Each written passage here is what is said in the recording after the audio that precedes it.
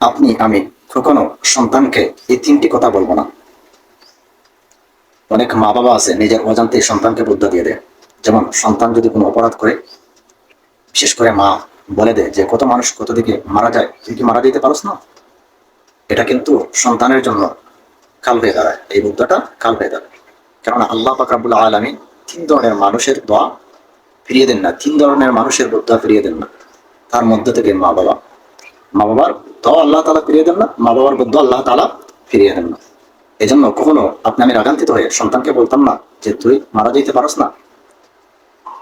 অনেক সময় রাগান্বিত হয়ে মা বাবা এই কথাগুলো বলে, এগুলো কখনো বলতাম না।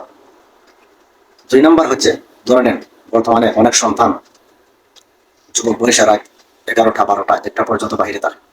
বাসার মধ্যে আসার পর বাবা একটু চিল্লা চাল্লা করে, বাবা একটু ধমক দেয়, সাথে সাথে মা বলে সন্তানকে কেন ধমক দিতেছ, তুমি তো এই বয়সে রাত 1টায় 2টায় বাসার মধ্যে ফিরছো, তুমি করেছো এই জন্য তোমার সন্তান করতেছে, তাতে কোনো সমস্যা নেই। দেখেন এই কথা বলার পর পর সন্তান কিন্তু সাহস পেয়ে যায়, তার অপরাধটা আরো বেড়ে যায়। 3 নম্বর হচ্ছে, সন্তান যৌবনকালে যুবক বয়সে অনেক কিছু করে। অনেক সময় বাবার কাছে বিচার আসে, এই সময় বাবা কি বলে, বিভিন্ন ধমক দেয়, কথাবার্তা বলে, সাথে সাথে মা সন্তানকে সাপোর্ট দিয়ে দেয় যে তুমিও তো এই বয়সে কত কিছু করছো, সন্তান তো করবে। প্রিয় ভাই, প্রিয় বোন, প্রিয় মা, প্রিয় বাবা, কখনো এই কাজগুলা সন্তানকে বলবেন না, সন্তানের দ্বারাতে করাবেন না। কেননা সন্তান হচ্ছে আপনার অমূল্য ধন।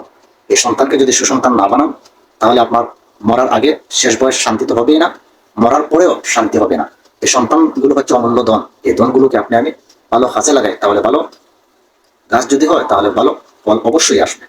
এই জন্য আপনার সন্তানকে আপনি সুসন্তান বানান, যেমন সমাজের জন্য ভালো হবে, আপনার পরিবারের জন্য ভালো হবে, আপনি মারা যাওয়ার পরেও আপনার ফায়দা আসবে। প্রিয় ভাই, প্রিয় বোন, প্রিয় মা, প্রিয় বাবা, আপনি আমি সুন্দর সংসার করি, সুন্দর সমাজ গড়ি, সুন্দর রাষ্ট্র।